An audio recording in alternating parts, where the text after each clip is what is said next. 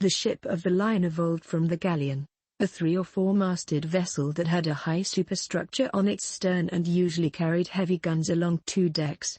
As fleets composed of these ships engaged in combat, they adopted a fighting formation called the line of battle, in which 2 opposing columns of ships maneuvered to fire their guns in broadside, a simultaneous discharge of all the guns arrayed on one side of a ship, against each other.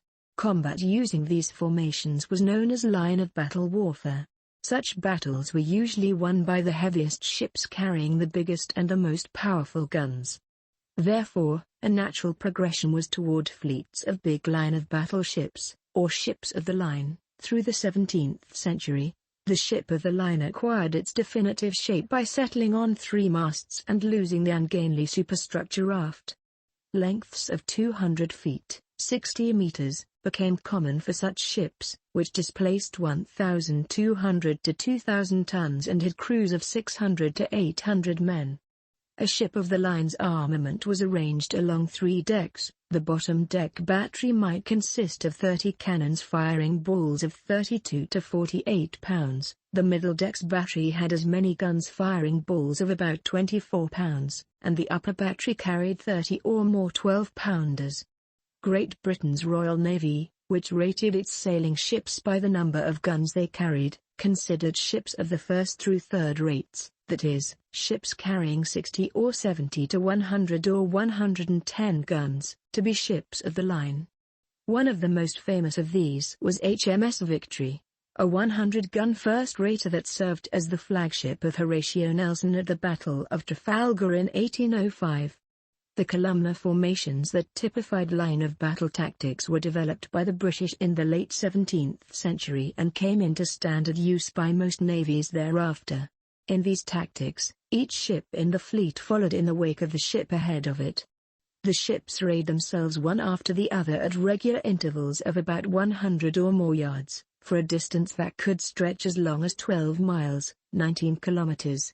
This formation maximized the new firing power of the broadside and marked a final break with the tactics of galley warfare, in which individual ships sought each other out to engage in single combat by means of ramming, boarding and so on. By maintaining the line throughout the battle, the fleet, despite obscuring clouds of smoke, could function as a unit under the control of the admiral. In the event of reverses, they could be extricated with a minimum of risk. In the 17th century, fleets could consist of almost 100 ships of various sizes, but by the middle of the 18th century, ship-of-the-line design had settled on a few standard types, older 2-deckers, i.e., with 2 complete decks of guns firing through side ports, of 50 guns, which were too weak for the battle line but could be used to escort convoys, 2-deckers of between 64 and 90 guns that formed the main part of the fleet, and larger 3 or even 4-deckers with 98 to 140 guns that served as admirals' command ships. Fleets consisting of perhaps 10 to 25 of these ships, with their attendant supply ships and scouting and messenger frigates, kept control of the sea lanes for major European naval powers whilst restricting the seaborne trade of enemies. The most common size of sail ship of the line was the 74, named for its 74 guns, originally developed by France in the 1730s, and later adopted by all battleship navies. Until this time the British had 6 sizes of ship of the line, and they found that their smaller 50 and 60-gun ships were becoming too small for the battle line, while their 80s and over were 3-deckers and therefore unwieldy and unstable in heavy seas. Their best were 70-gun 2-deckers of about 46 meters, 150 feet, long on the gun deck, while the new French 74s were around 52 meters, 170 feet. In 1747 the British captured a few of these French ships during the War of Austrian Succession. In the next decade Thomas Slade, Surveyor of the Navy from 1755, along with co-surveyor William Bately, broke away from the past and designed several new classes of 51 to 52 meter 74s to compete with these French designs, starting with the Dublin and Bellona classes. Their successors gradually improved handling and size through the 1780s. Other navies ended up building 74s also, as they had the right balance between offensive power, cost, and maneuverability. Eventually around half of Britain's ships of the line were 74s. Larger vessels were still built, as command ships, but they were more useful only if they could definitely get close to an enemy, rather than in a battle involving chasing or maneuvering. The 74 remained the favored ship until 1811, when Sepping's method of construction enabled bigger ships to be built with more stability.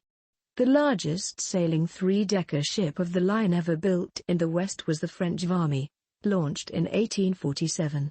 She displayed poor performances during her trials, especially with a tendency to roll, and was generally considered a failure.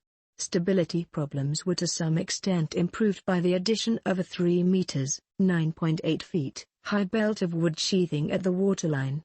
The outcome of the project led the French Navy to return to a more traditional design with the next generation of ships. Varmy was thought to be the largest sort of sailing ship possible, as larger dimensions made the maneuver of riggings impractical with mere manpower. She participated in the Crimean War, and after her return to France later housed the French Naval Academy under the name Border from 1864 to 1890. Upon her replacement in 1890, she was renamed Intrepide. She was stricken from the Navy list in 1891 and scrapped soon afterwards. From the end of the 1840s, the introduction of steam power brought less dependence on the wind in battle, and led to the construction of screw-driven, wooden-hulled ships, changing naval tactics altogether.